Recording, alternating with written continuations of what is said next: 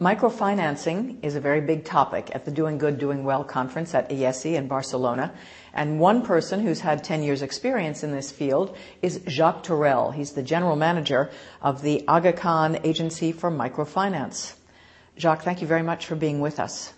Jacques, which countries does your agency serve and why these countries? Our agency is present and operational currently in 13 countries in the world. And those countries are in Central and South Asia, the Middle East and Africa. The countries in Central Asia, I think it's important to note it, are Pakistan, Afghanistan, Tajikistan, and Kyrgyzstan. The countries in the Middle East, Syria and Egypt, and then there are a number of countries in Sub-Saharan Africa. The reason for being in those countries is that we are part of a broader network of development agencies, which we have created over the last 50 years by Prince Aga Khan. There are a number of social activities. Microfinance is in between the commercial and the social activities, very strongly anchored on the social side as far as our agency is concerned, but include also education, health, civil society development, and rural development. And then there is a cultural dimension with activities in the preservation of historical patrimony in a number of countries. And it is a very large network. The whole network is employing about 80,000 people. It is one of the largest private network active in development in the world. And how big financially is the group? 250 million? I could not say. I mean, what are the total assets, because I don't know that there is an aggregation of all the assets of the group, because some of the activities, as I said, are in the social sector, some in the cultural sector, and I don't think they have a balance sheet. As far as the agency is concerned, we have currently about 3,500 employees in the world. As I said, we are present in 13 countries, and our total balance sheet is a little less than $500 million. What kinds of projects do you support? This is a microfinance agency, so the main product is microfinance. There is no absolute definition of microfinance, depending on who you are asking. But let me characterize our own borrower and our own product.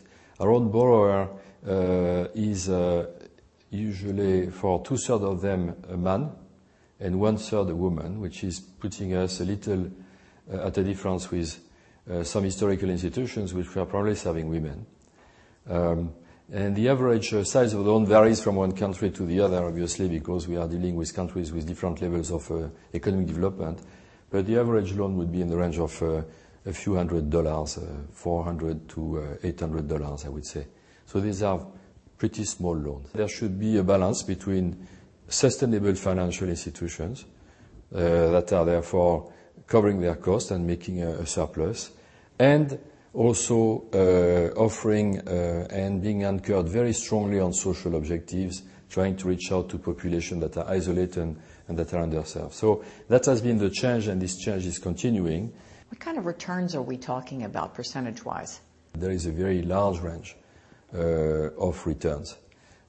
People can be trying to generate only a very small return, a small percentage over what they invest, and their objective in this case is to maintain the institution and make sure the institution is active over the years.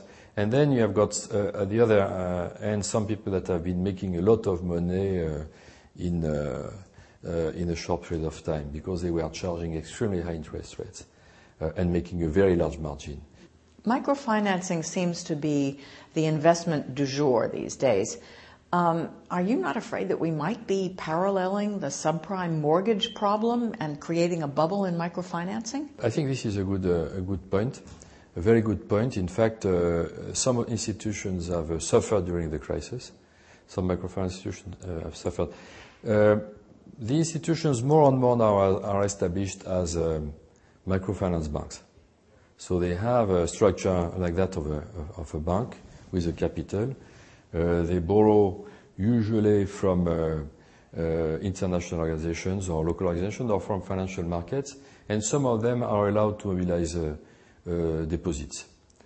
The issue is when an institution is becoming very fragile and has a large amount of small deposits, because then these smaller depositors would suffer.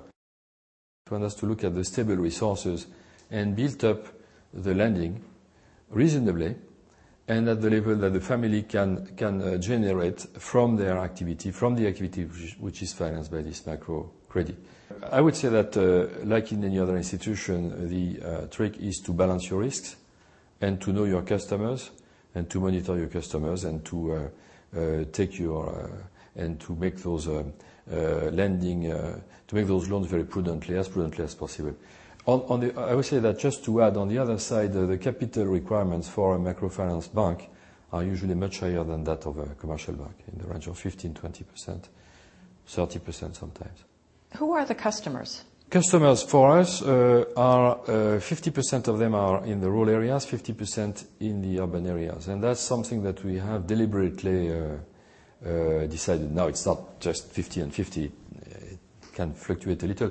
But there is a problem right now in the way microfinance operates, in the sense that most of the institutions in the world are lending in cities, and as per the World Bank reports, 80% of the poor living in rural areas.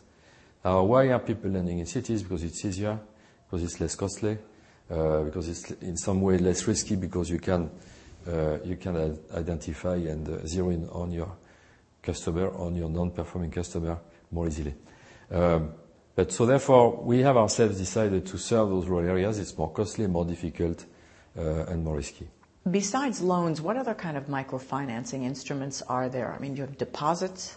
Yes, yes. Of course, many people would equate microfinance and microcredit, and for many years, institutions have focused only on credit. Many institutions still focus only on credit. Many institutions are only licensed to focus only on credit, because the laws in countries are usually very protective of depositors, which is normal. Initially, the institutions were focusing on income-generating projects, and then they moved into housing, health, and education. And more, certain microfinance institutions are serving those sectors which are more difficult to serve, which are generating less revenues, but clearly the life of a person is not only about making money, but also about being able to educate his or her children and getting also proper medical service. There are certain products which are not very complicated to set up, like, for example, our borrowers more and more are insured if they have if they die, or if they are impaired in their ability to work. There is a small amount of an insurance on that, and they are not required to repay their loan, and the family is not required to repay the loan.